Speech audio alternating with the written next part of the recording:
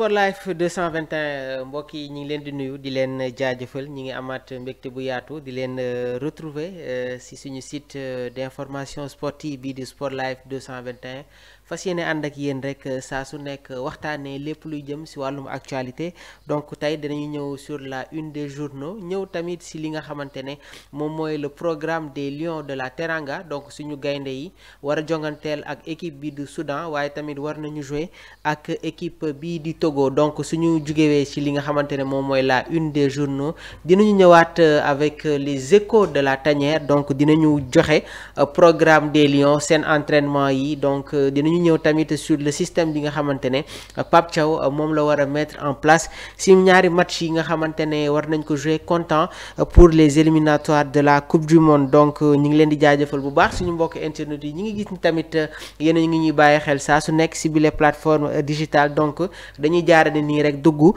ci bile jotaay dañ koy commencer ak journal bi di Point Actu Sport ñoom ci seen xët bu njëkk ñi ngi ñëw sur la victoire du Paris Saint-Germain dans le Classico donc Paris Saint-Germain doon jongante ak équipe bii di Olympique de Marseille Paris Saint-Germain gagné sur le score de 3-1 waaye tamit il faut saluer la belle prestation de Ousmane Dembélé donc une très belle semaine pour les Parisiens gannaaw ba ñu éliminer équipe bi di Liverpool en Ligue des Champions ñëw nañu tamit remporter le Classico dans le championnat français sur le score de 3-1 donc l'homme qui est en forme nag actuellement mi ngi tudd Ousmane Dembélé qui allume les compteurs waaye tamit mi ngi ñuy génnee li nga xamante ne moom mooy notre dimension dans le monde du football dañuy jóge foofu dem tamit ci la Liga ñoom ñi ngi ñëw sur le match bi nga xamante ne amoon na diggante Atlético de Madrid ak FC Barcelone Atlético de Madrid doon dalal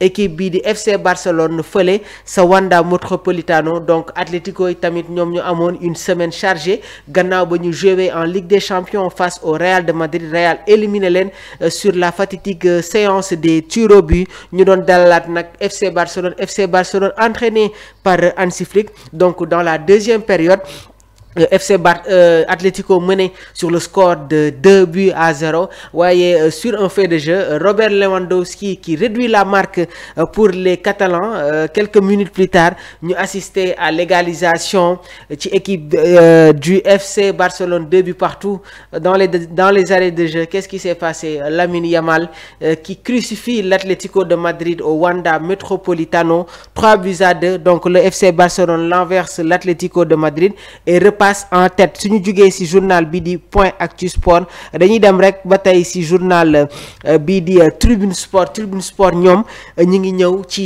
match bi nga xamante ne amoon na en League Cup donc Newcastle doon jongante ak équipe bi di Liverpool qui perd la finale face aux Magpies sur le score de 2-1 qu'est-ce qui se passe actuellement au niveau des Reds donc éliminé en Ligue des Champions par le Paris Saint-Germain jot nañu perdre li nga xamante ne moom mooy ce match en finale de League Cup face à Newcastle donc Newcastle tamit jot na remporter cette finale gis nañu tamit émotion bi nga xamante ne amoon na ci supporteru Magpies yi donc une très dure semaine pour Liverpool en s'inclinant en finale contre Newcastle Liverpool boucle une série noire suñu jugee foofu ñu dem ci direction Marca su ma nee Marca mu nekk tamit journal bi nga xamante ne day jóge sur la une des journaux sportifs en Espagne donc Marca ñoom ñi ngi ñëw sur la belle prestation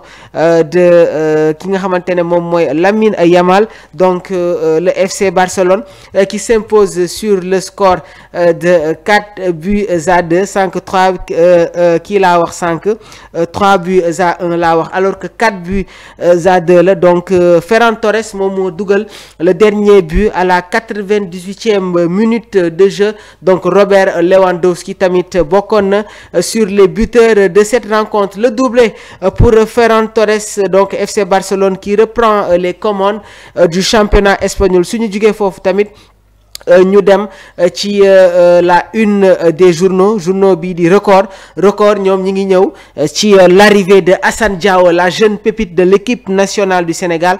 Donc Assane Diao débarque, premier entraînement cet après-midi. waaye tamit gis nañu la réaction de Ilay Camara moom i tamit nekk néo latéral droit des Lions. moom li mu wax nag mooy heureux de pouvoir apprendre auprès de Sadio Mané. Donc Ilay Camara nekk tamit arrière polyvalent. Il peut évoluer comme à droite, waaye tamit il peut jouer comme arrière gauche. Donc je pense que le match bi nga xamante ne dinañ ko jouer contre le Soudan ak le Togo, dinañu gis les talents du jeune sénégalais. suñu jógee foofu ñu dem toujours sur Rewmi Quotidien Sport ñoom ñi ngi ñëw tamit ci Ilay Camara bi nga xamante ne jot na expliquer son choix de jouer pour l'équipe nationale du Sénégal. li mu wax nag mooy les Belges ne m'ont pas pris au sérieux. Donc gannaaw bañ ko évoqué woon ci sélection bi nga xamante ne moom mooy Belgique Diable Rouge, finalement il n'a jamais été convoqué. Donc Ilay Camara est très heureux de retrouver la tanière des Lions. Habib Diarra ren Habib Beye bi nga xamante ne moom mooy entraîneur bu Stade de Rennais, moom nee na Mikayil Faye c'est ce qui lui manque. Donc jamono ji nag le technicien sénégalais jot na yëkkati ay kàddu envers Mikayil Ngor Faye bi nga xamante ne il doit beaucoup plus se performer pour atteindre le haut niveau du football. Donc mu nekk tamit une appréciation de Habib Beye bi nga xamante ne jamono ji mooy entraîner le Stade Rennais. suñu jugee foofu ñu ñëw ci li nga xamante ne moom mooy les échos de la tanière ñu fas yéene leen jox le programme des Lions de la Teranga. Donc 17 mars arrivée des joueurs fële nga xamante ne moom mooy Radisson Diamniadio. Séance d'entraînement ouverte à la presse publique, ce sera à 17h30, donc ITV 2 joueurs. Le 18 séance d'entraînement ouvert encore à la presse mu war a am fële nga xamante ne moom mooy annexe stade Abdoulaye Wade. Le 19 séance d'entraînement huis clos, ce sera à 17h30 stade Abdoulaye Wade. Donc le 20 séance d'entraînement huis clos à partir de 9h toujours stade annexe bu Abdoulaye Wade. Le 21 conférence de presse et séance d'entraînement 15 premières minutes ouvert à la presse. 18h30 stade de Benghazi. Donc le 22 nag Sénégal war a jongante ak équipe bi di Soudan comptant pour les qualifications de la Coupe du Monde 2026. Ce sera à 19h stade de Benghazi. Le 23 séance d'entraînement ouvert à la presse publique, donc 2 joueurs. 18h stade annexe Abdoulaye Wade. Le 24 dinañu am la conférence de presse et séance d'entraînement ouvert à la presse. Ce sera à 18h stade Abdoulaye Wade. Et le 25 nous allons terminer ak match bi nga xamante ne suñu gaynde yi dinañ ko jongante ak équipe bii di Togo comptant pour les qualifications de la Coupe du Monde 2026. Ce sera à 21h stade Abdoulaye Wade. suñu jugee foofu on enchaîne avec tamit le retour de Noah Fadiga, un retour en or. Donc gannaaw ba mu amee woon li nga xamante ne des problèmes sur le plan physique côté santé, Noah Fadiga fait son retour et inscrit un but avec son équipe dans le championnat belge. Donc une très belle prestation de la part du joueur sénégalais qu'on espère voir un jour intégrer encore une fois la tanière de l'équipe nationale du Sénégal. On enchaîne avec les premières images de Aliou Cissé avec l'équipe libyenne. Donc Aliou Cissé nekk aux côtés de ses joueurs. Gis nañu le discours waaye tamit la préparation physique bi nga xamante ne entamé na ko. On va terminer avec l'équipe type de ce 17 mars 2025 des meilleurs Lions en étranger. Dans les buts dañuy am Mori Diaw convoqué avec les Lions de la Teranga. Dans la défense dañuy am Ousmane Diao bu nekk Midi Jayland dans le championnat dalois. Wagan Faye bu nekk la Louvière. Donc ak ki nga xamante ne moom mooy Ndiaye Moussa Ndiakhate moom itamit nekk fële nga xamante ne moom mooy stade Brest 3. Donc Pape Alassane Gueye, Idrissa Gana Gueye au milieu de terrain.